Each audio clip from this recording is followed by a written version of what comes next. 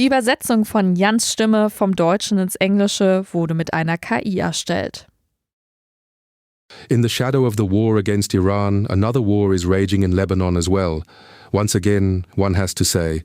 And although Donald Trump, the President of the United States, announced a ceasefire for Lebanon a few days ago, the fighting in the south of the country continues. Entire villages are being reduced to rubble and ashes. Hundreds of thousands of people are fleeing. And of course, one has to ask the question, when children are sleeping in classrooms, when parents are fleeing for the 10th time, can one really still speak of a ceasefire? And what is happening to the people in the country? In Crisis Mode, the podcast from Conflict Zones with Jessen. Welcome to In Crisis Mode. I'm Jessen, War and Crisis reporter for the Funke Media Group. A few days ago, I was once again in Lebanon. I had already been there last December, then again 4 weeks ago, and now once more. This time I was traveling with Friedensdorf International, a humanitarian aid organization based in Oberhausen. You probably know them already. We've featured them several times on the program. And of course, we'll include links in the show notes to everything we've experienced with them so far. As I said, the ceasefire that Trump announced a few days ago, which is also supposed to apply to Lebanon, does not really exist, at least not in the south of the country. There are dozens of bombardments every day by the Israeli armed forces on one side. On the other side, there are daily attacks by Hezbollah, the Shiite militant group that is strong in southern Lebanon, against the Israeli forces that have moved in with ground troops. Israel in turn wants to establish a buffer zone in order to stop attacks on northern Israel. So this country is still very, very far from any kind of ceasefire, and we were there in Lebanon to see how people are coping. Around 800,000 people have been displaced from the south of the country to Beirut, the Lebanese capital, and to the north of the country. Schools have been converted into emergency shelters.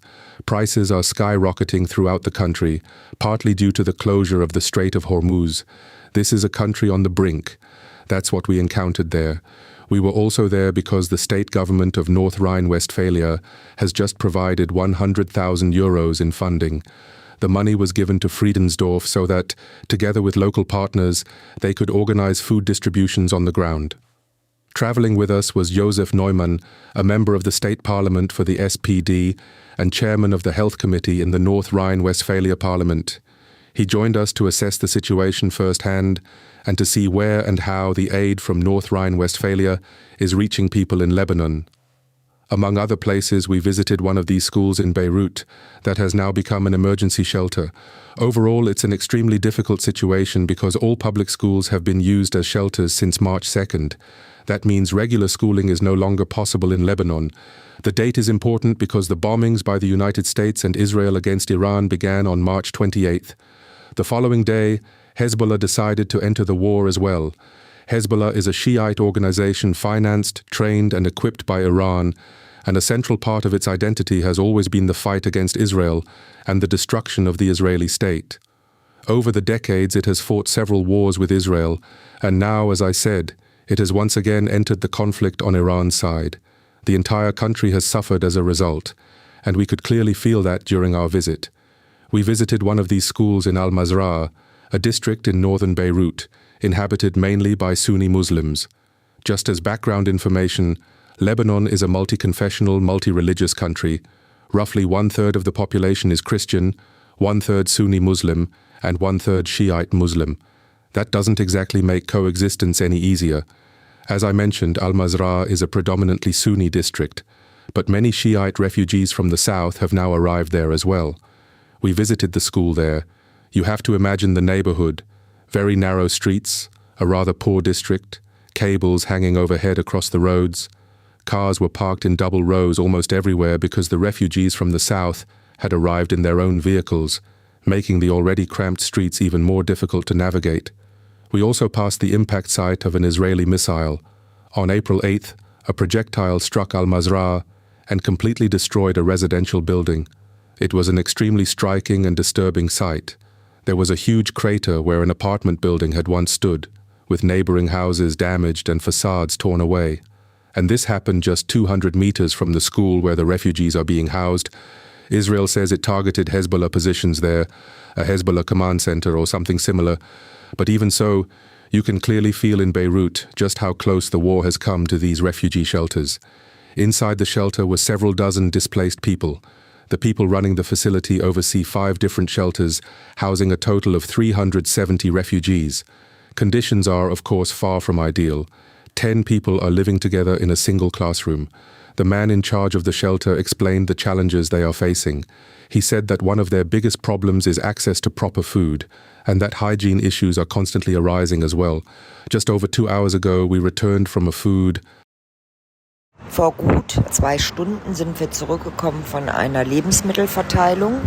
Das Land NRW und wir erneut das Land Yes, NRW jetzt we're in Beirut erstmalig right now, back at the hotel. eine Spende We're sitting outside and an reflecting on the unsere day. Partnerorganisation Just over 2 hours Team, ago, we damit returned from a food für distribution. Flüchtlinge The state of einkaufen North Rhine-Westphalia and we können. ourselves, Wie gesagt, wir sind jetzt, with gerade NRW erst contributing for the zurück, first von einer time, Verteilung made a in donation to our einem partner Stadtteil, organisation, wo TIMA, schiitische so they could und purchase food for sunnitische refugees. And as I said, we've just returned from a distribution in a district where Shiite and Sunni refugees are being housed together in a public school. Currently, 370 people are living in that school, and naturally they need absolutely everything.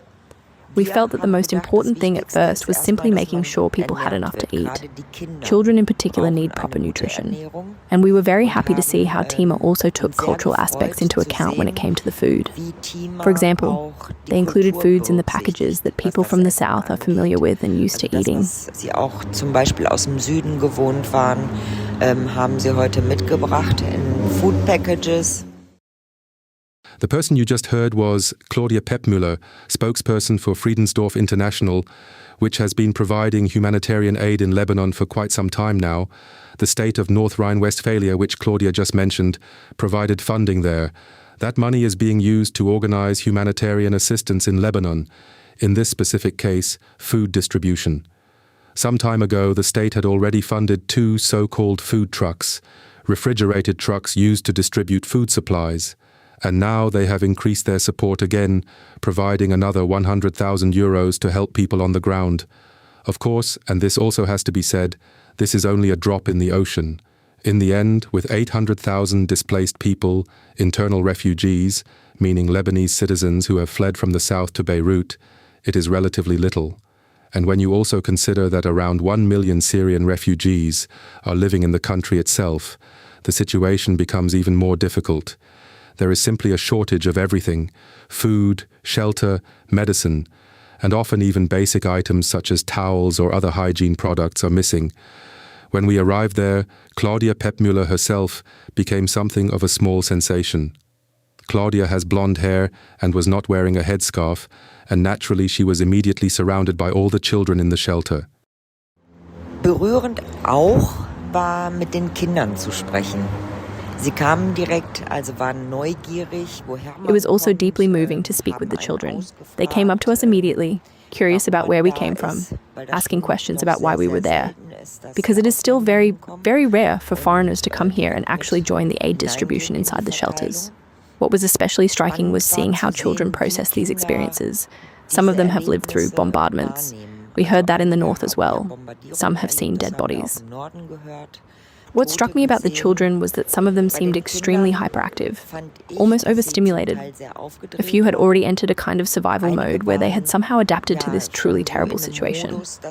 They are living in incredibly cramped conditions, sometimes with 10 family members sharing a small classroom.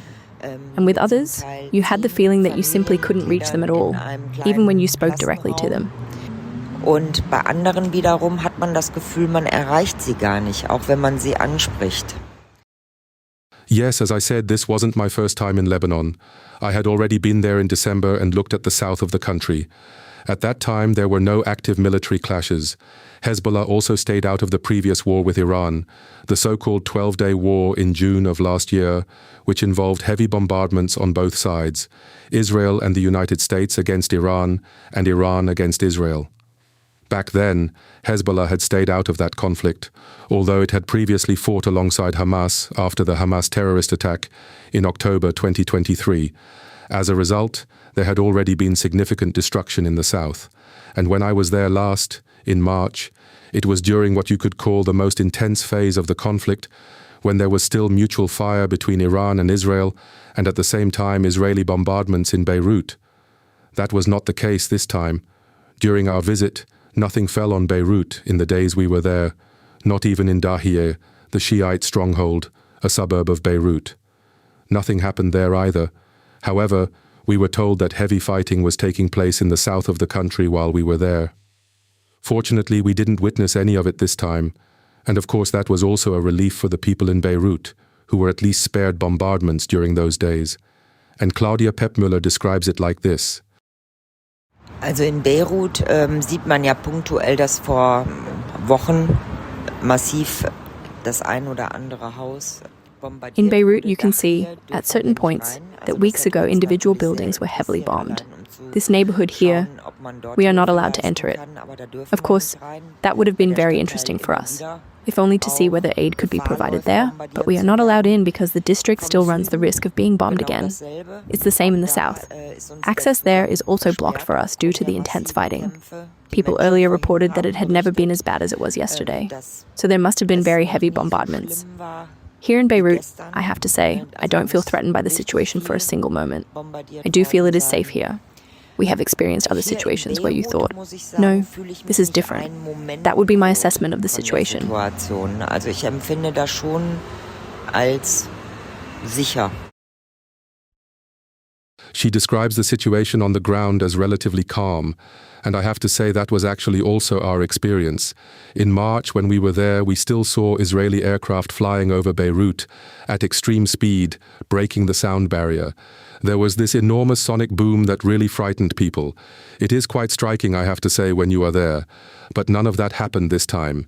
The only thing we heard while we were there was a drone, a surveillance drone flying over the city. You could hear it clearly. It has a sound like a motorcycle. You hear it very distinctly. It is also a kind of show of force by the Israeli armed forces to make it clear, listen up, we are here, and please don't cause any trouble in Beirut at least. As mentioned, there is heavy fighting in the south of the country. Hezbollah is attacking Israeli troops there, and Israel is carrying out very heavy bombardments in the south these days. With Friedensdorf International, I have not only been to Lebanon, but also, for example, to Afghanistan, another very compelling country, and of course also a deeply tragic one when it comes to the situation on the ground. As I said earlier, we will also put the details of those experiences into the show notes.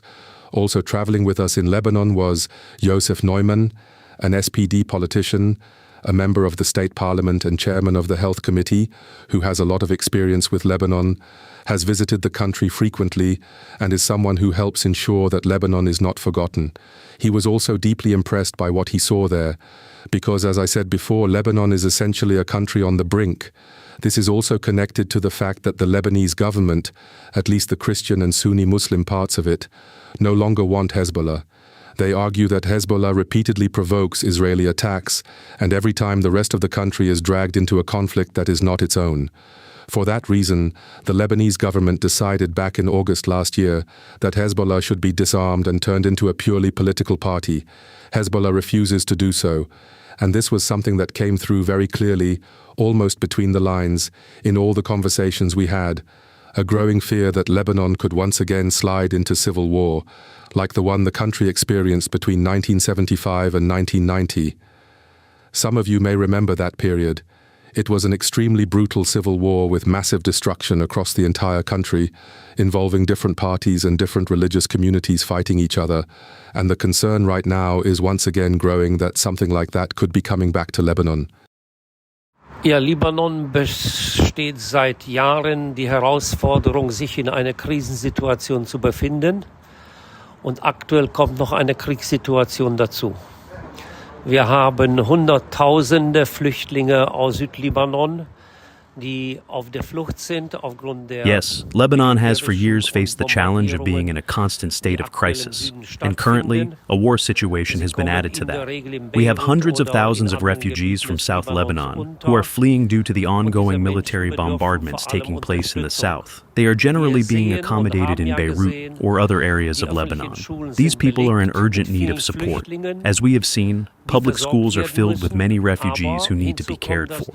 But this also means that schools cannot operate normally, and hundreds of thousands of students are unable to attend public education. This shows just how difficult the situation has become for people in the country. In addition, there is an extremely high inflation rate, along with very high living costs. What people need is, at a minimum, a daily meal, a roof over their heads, and, where possible, employment, although the latter is currently barely functioning for many people in Lebanon.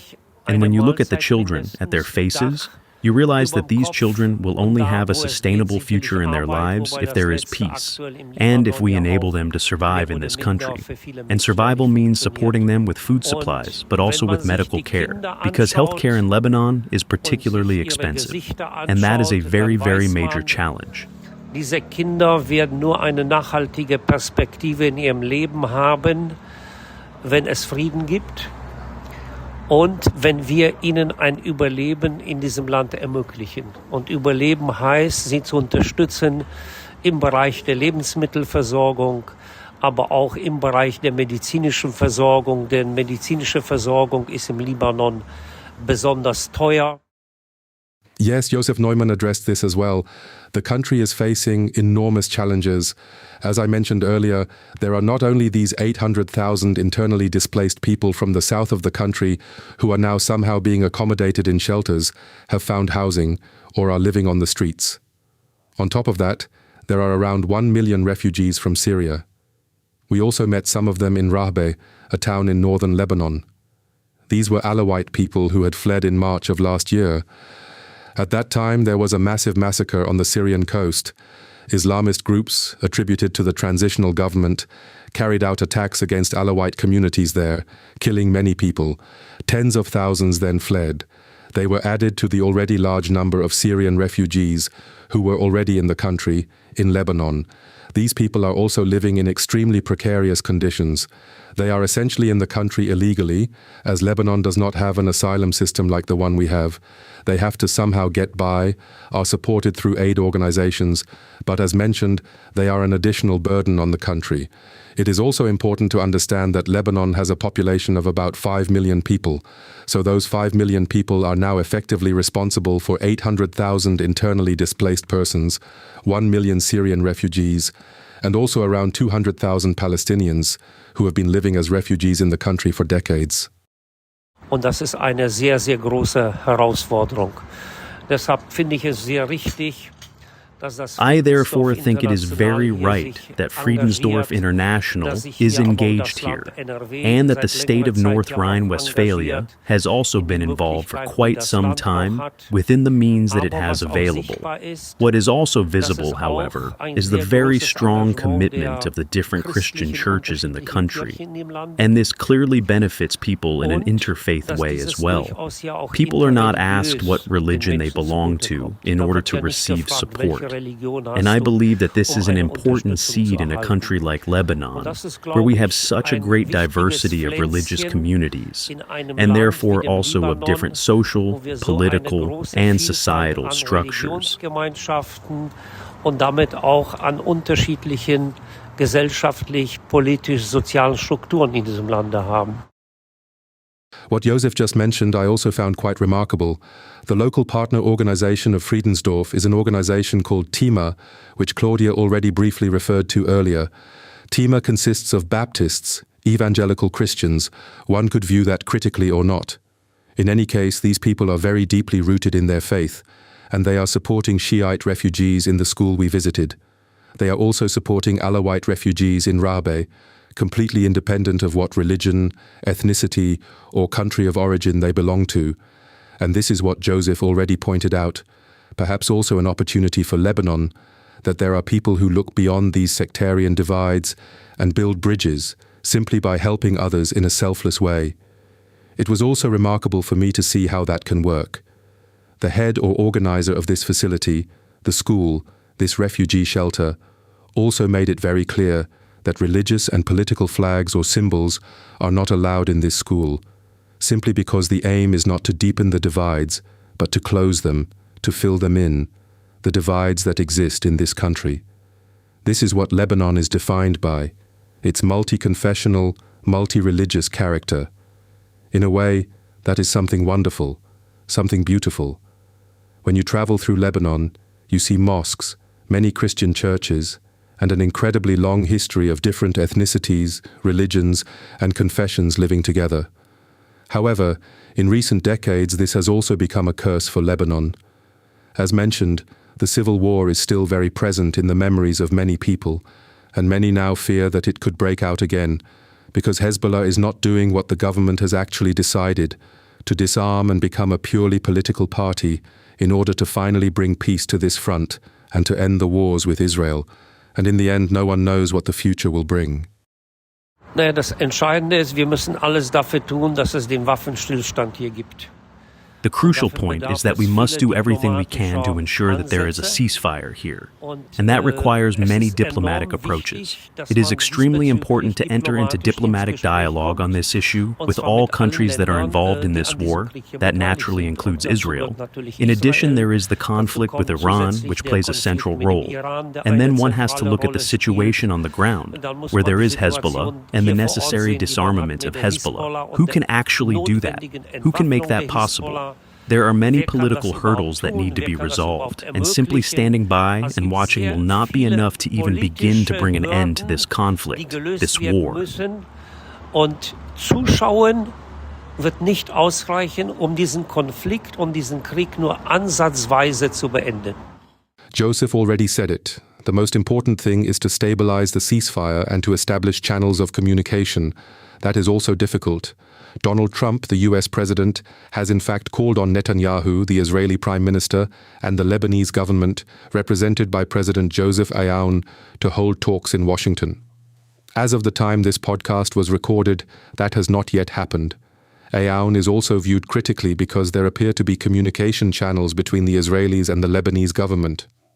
On the road from Beirut towards the airport, you pass through Dahiyeh, the Shiite stronghold, where you see images everywhere of Khamenei, the Iranian religious leader who was killed at the beginning of the conflict, as well as other Shiite leaders such as Qasem Soleimani and others who have been killed in various conflicts over the years. And now, on a bridge, you see an image of Aoun in traditional Israeli clothing, with an Israeli flag in the background. They are essentially branding the Lebanese president, their own president in fact, as an Israeli agent, which of course makes the situation somewhat dangerous. But in the end, there is no alternative. Of course, you have to talk to Israel, and ideally Hezbollah would also have to talk to Israel. But due to its ideology, it simply cannot or is not allowed to. Israel will also likely never speak directly with Hezbollah. So it must now be the task of the Lebanese government to disarm Hezbollah and to convince Hezbollah that it no longer makes sense to seek this constant conflict with Israel, especially since they are repeatedly losing these wars. In the end, entire villages in southern Lebanon lie in ruins, and the people who have fled from the south may have difficulties returning if this conflict situation does not end. The entire country is standing on the edge of the abyss, and may even be pushed into it. That is why it is extremely important that this is moderated from the outside, and that Germany lives up to this role as well. As one of the world's largest economies with considerable influence, it should not leave the field entirely to the Americans when it comes to negotiations, but rather Europe, and Germany in particular, should not only provide humanitarian aid, but also help politically mediate the situation. That, I believe, is very important, because if Lebanon collapses into the abyss, then for purely self-interested reasons alone, one can say, that must not happen.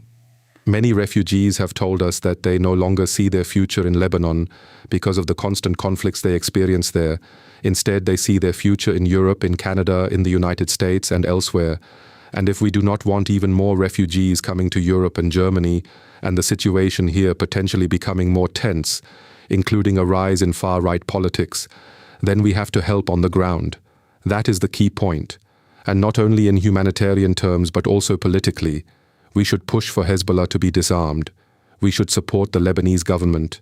We should also support those Shiite forces in Lebanon that are distancing themselves from Hezbollah. And we simply have to help. Of course, we must also influence Israel.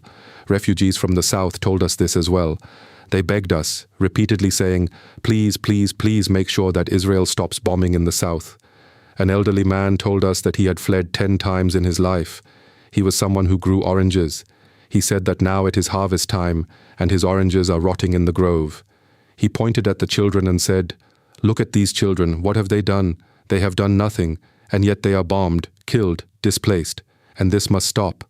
And I think that is something Germany should actually do. Intervene with both sides of the conflict and also use its influence on the Lebanese government so that people can eventually have a peaceful future and rebuild Lebanon together. That was today's episode of In Crisis Mode. This podcast was produced by Alexander Baumeister, who is also a journalist working for the radio station of the Funke Media Group. If you like the podcast, please like and follow us. It helps make our work more visible. Feel free to write to me if you have suggestions for future episodes. Chris and Modus at funkemedien.de. Take care of yourselves. See you soon. Bye.